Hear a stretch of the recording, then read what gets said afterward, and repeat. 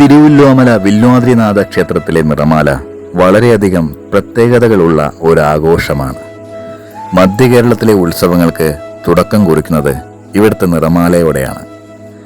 പുതിയൊരു ഉത്സവകാലത്തിൻ്റെ തുടക്കമായതിനാൽ തന്നെ തങ്ങളുടെ ഈ ഒരു വർഷം നല്ലതാകുവാൻ വേണ്ടി ഭഗവാനോട് പ്രാർത്ഥിച്ച് അവരുടെ കല ഭഗവാന് വേണ്ടി സമർപ്പിക്കുവാൻ ഒരുപാട് കലാകാരന്മാരെത്തുന്നു എന്നത് വലിയൊരു പ്രത്യേകതയാണ്. എന്നാൽ നമ്മളിവിടെ പറയാൻ പോകുന്നത് ഇവിടുത്തെ നിറമാലയുടെ മറ്റൊരു പ്രത്യേകതയാണ്.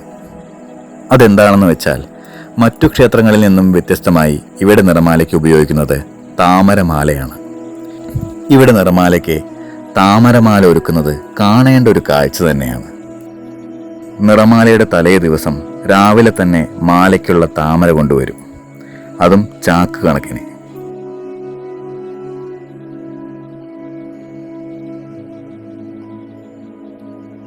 പിന്നീട് അവയെല്ലാം നേരെയാക്കുന്ന ജോലിയാണ്.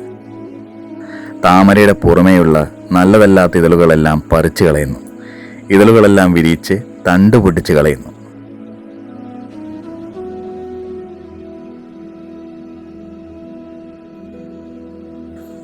താമരമാല രണ്ട് രീതിയിലാണ് ഇവിടെ കെട്ടുന്നത്. ഒന്ന് വിരിഞ്ഞ താമര അതേപടി സൂചി ഉപയോഗിച്ച് പുല്ലിൽ കോർക്കുന്നു. രണ്ടാമത്തെ രീതി ഇതളുകൾ രണ്ട് പുല്ല് ഉപയോഗിച്ച് കെട്ടി അതിന് കൂടുതൽ കനം കിട്ടുന്നതിനായി താഴേക്ക് വലിക്കുന്നു.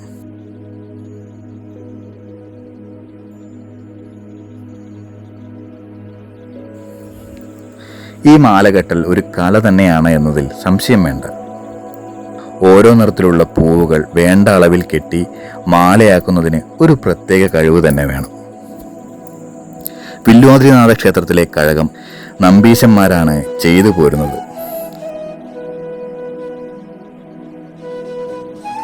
ഇത്തരം വിശേഷ ദിവസങ്ങളിൽ വളരെയധികം മാലകൾ കെട്ടേണ്ടതിനാൽ കുടുംബാംഗങ്ങൾ എല്ലാവരും കൂടിയിട്ടാണ് മാല കെട്ടുന്നത്.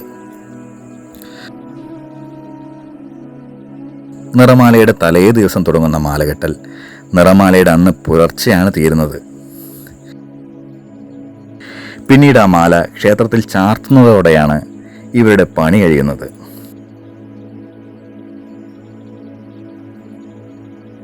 പണ്ടിവിടെ നിറമാലയ്ക്ക് താമരമാല മാത്രമാണത്രേ ഉപയോഗിച്ചിരുന്നത് എന്നാണ് പറയപ്പെടുന്നത്.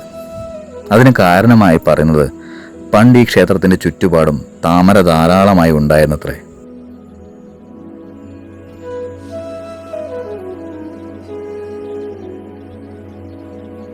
പിന്നീട് ഈ താമരയെല്ലാം നശിക്കുകയും നിറമാലയ്ക്ക് താമര കിട്ടാതെ വന്നപ്പോൾ മറ്റു പൂക്കൾ ഉപയോഗിച്ചു തുടങ്ങി എന്നുമാണ് പറയപ്പെടുന്നത്.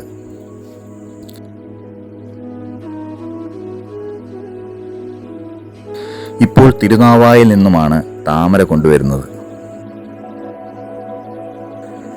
മഹാവിഷ്ണുവിൻ്റെ അവതാരമായ ശ്രീരാമസ്വാമിയാണല്ലോ ശ്രീ വില്വാദ്രിനാഥൻ. അതിനാൽ തന്നെ മഹാവിഷ്ണുവിൻ്റെ ഏറ്റവും പ്രിയപ്പെട്ട പുഷ്പം താമരയായതിനാലാകാം ഇവിടെ താമരമാലയ്ക്ക് ഇത്ര പ്രാധാന്യം വന്നത് എന്നും പറയപ്പെടുന്നുണ്ട്. എന്തായാലും ഇവിടുത്തെ കഴകക്കാരുടെ കരവിരുതും കലാസൃഷ്ടിയും ഒന്നു ചേരുമ്പോൾ അത് നല്ല ഭംഗിയുള്ള മാലകളായി മാറുന്നു.